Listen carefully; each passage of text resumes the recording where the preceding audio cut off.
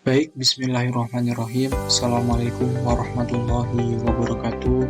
Perkenalkan, nama saya Muhammad Nur Afiq Pandi, mahasiswa kelas A, Prodi Ekonomi Islam, Fakultas Ilmu Agama Islam dengan NIM 19423.025. Saya akan memaparkan tentang hasil penelitian saya pribadi tentang upaya peningkatan literasi keuangan syariah di Indonesia.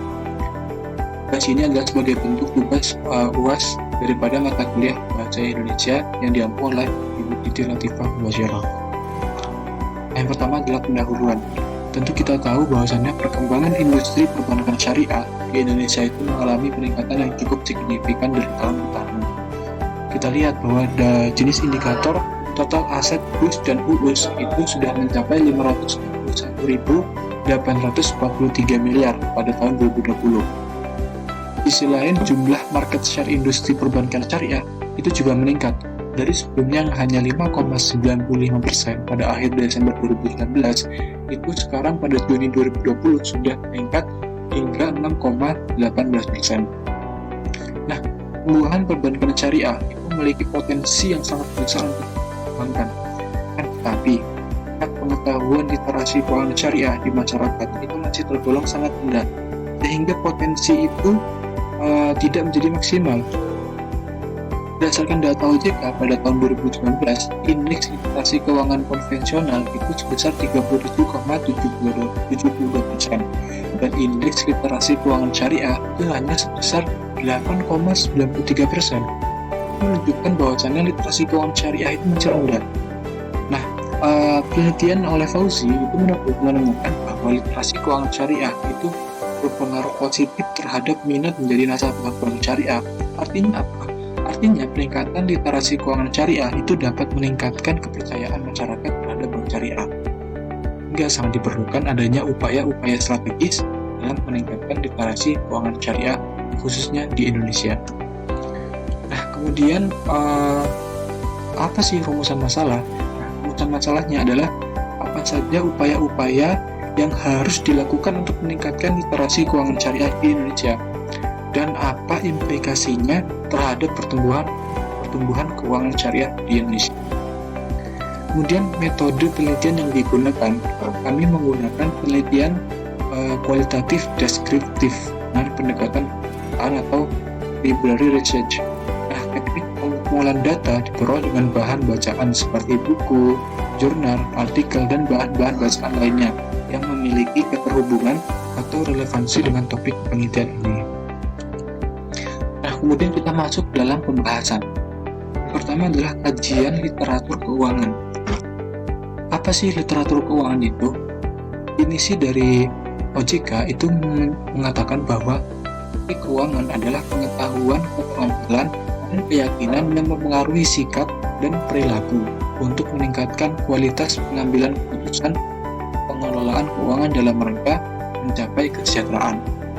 Kemudian dari definisi KNKS menjelaskan bahwasannya literasi keuangan adalah rangkaian proses atau aktivitas untuk meningkatkan pengetahuan knowledge kita, keyakinan dan keterampilan konsumen dan masyarakat luas sehingga mereka mampu mengelola keuangan lebih baik. Kemudian definisi dari Paul dan Fernando pada tahun 2008 mengatakan bahwasannya literasi keuangan terdiri dari dua bagian, finansial dan literasi. Finansial diartikan untuk mengelola keuangan dan literasi diartikan untuk kemampuan memahami dan mempraktikkan ilmu. Sehingga financial literasi diartikan sebagai kemampuan yang dimiliki untuk memahami dan mempraktikkan manajemen pengelolaan keuangan pribadi. Yang kedua adalah literatur keuangan syariah. Kita harus tahu bahwa apa sih literatur keuangan syariah itu. Literatur keuangan syariah atau literasi keuangan syariah itu merupakan suatu keterampilan masyarakat dalam mengelola dan memanajemen keuangannya yang didasarkan atas pengetahuan dan pemahaman yang komprehensif dalam rangka untuk mencapai kesejahteraan dan sesuai dengan ajaran Islam. Nah, lalu tujuannya adanya literasi keuangan syariah ini itu agar masyarakat dapat menentukan produk atau jasa keuangan syariah yang sesuai dengan kebutuhan dan kemampuan mereka, memahami resiko, dan mengetahui dan kewajiban serta meyakini bahwa produk atau jasa keuangan syariah yang dipilih itu dapat meningkatkan kesejahteraan mereka dengan berdasarkan prinsip-prinsip syariah, halal, dan menguntungkan. Nah, kemudian yang ketiga yakni aspek pembahasan literatur keuangan syariah. Kayaknya ada 3 aspek pembahasan literatur keuangan syariah secara umum. Pertama adalah perbankan syariah, kemudian pasar modal syariah, dan IKNB syariah. Perbankan syariah atau bank syariah itu adalah bank yang menjalankan kegiatan usahanya berdasarkan prinsip syariah yang diatur dalam fatwa MUI seperti prinsip keadilan, keseimbangan, universal, dan kemaslahatan, serta tidak mengandung gharar, maisir, riba, dan objek-objek haram lainnya. Bank syariah itu dibedakan menjadi 3. Pertama, bank umum syariah atau BUS, kemudian unit usaha syariah atau UUS, dan bank pembiayaan rakyat syariah atau BPRS. Nah, yang kedua adalah pasar modal syariah. Pasar modal syariah adalah pasar modal yang tidak bertentangan dengan prinsip syariah di pasar modal. Produk di pasar modal syariah berupa efek syariah, sukuk, saham syariah, reksadana syariah, dan efek beragam syariah, dan efek-efek lainnya. Kemudian layanan di pasar modal syariah itu seperti manajer investasi, syariah online trading system atau SOTS, dan bank kustodian, dan lain-lain. Kemudian yang terakhir adalah IKNB syariah. IKNB syariah itu industri keuangan non-bank syariah, adalah bidang kegiatan yang berkaitan dengan aktivitas industri asuransi, dana pensiun, lembaga pembiayaan, lembaga pegadaian, dan lembaga jasa keuangan lainnya yang dalam pelaksanaannya tidak bertentangan dengan syariah. Nah, kemudian kita masuk dalam pembahasan bahwasannya apa saja upaya-upaya peningkatan keuangan syariah. Ini saya menjelaskan bahwasannya ada 2 upaya utama tentang peningkatan literasi keuangan syariah. Pertama adalah edukasi literasi keuangan syariah sejak dini, dan yang kedua adalah membangun sinergi yang strategis. Nah, yang pertama itu edukasi literasi keuangan syariah sejak dini. Edukasi literasi keuangan itu adalah salah satu cara untuk membangun keterampilan dalam mengelola keuangan. Menurut Prawis dan Kohat pada 2015, dia mengatakan bahwa program edukasi keuangan ini berhasil meningkatkan literasi keuangan syariah. Nah, kita membedakan literasi edukasi ini menjadi 8 fase berdasarkan kelompok usia. Fase pertama usia 0 sampai 6 tahun itu mereka menerima konsep edukasi keuangan syariah. Kemudian fase kedua itu usia 7 sampai 12 tahun itu membutuhkan karakter dan kebiasaan. Fase ketiga usia 13 sampai 15 tahun itu pengetahuan dasar dan pelatihan praktek tentang literasi keuangan syariah. Dan fase keempat yakni usia 16 sampai 23 tahun itu lebih kepada pengetahuan lanjutan dan pelatihan praktek di edukasi literasi keuangan.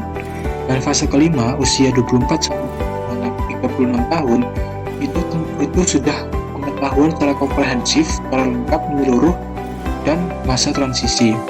Fase ke-6 yakni rentang usia 36 sampai 55 tahun itu implementasi daripada literasi keuangan itu di kehidupannya sendiri. Dan fase terakhir yakni fase ke-7 ini di atas daripada usia 56 tahun itu implementasi pada masa pensiun. Kemudian yang kedua, yakni upaya yang kedua adalah membangun sinergi yang strategis. Dalam rangka meningkatkan literasi keuangan syariah di Indonesia, maka sangat diperlukan adanya sinergi dan kerjasama yang baik di berbagai komponen masyarakat, khususnya adalah mereka para penggiat ekonomi syariah. Nah, kemudian salah satunya contoh ini adalah membangun koordinasi dengan komunitas syariah seperti FOSI, yakni Forum Silaturahmi Studi Ekonomi Islam, dan komunitas-komunitas syariah lainnya itu sangat penting. Hal ini dikarenakan komunitas itu merupakan bagian yang tak terpisahkan dari sistem sosial masyarakat muslim di Indonesia. Hingga komunitas-komunitas itu memiliki potensi yang sangat besar dalam meningkatkan literasi keuangan syariah. Nah, kemudian dapat kita simpulkan bahwa dengan problematika tentang rendahnya literasi keuangan syariah di Indonesia, maka setidaknya terdapat 2 solusi besar yang dapat dijadikan bahan acuan dalam meningkatkan literasi keuangan syariah. pertama adalah edukasi, dilakukan harus sedini mungkin.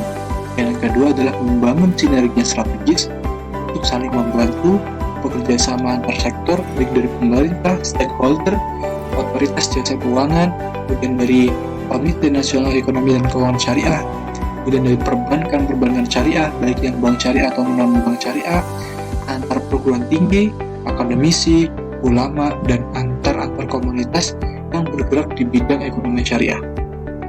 Apabila dua solusi ini dapat berjalan dengan baik, maka hal ini akan berdampak signifikan dengan perkembangan pertumbuhan ekonomi syariah di Indonesia, dan akhirnya dapat mewujudkan negara Indonesia menjadi negara pusat ekonomi syariah kancah internasional.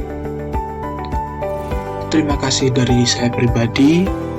Kurang lebihnya mohon maaf jika ada kekurangan dalam presentasi kali ini. Mohon maaf bila ada kesalahan. Wassalamualaikum warahmatullahi wabarakatuh.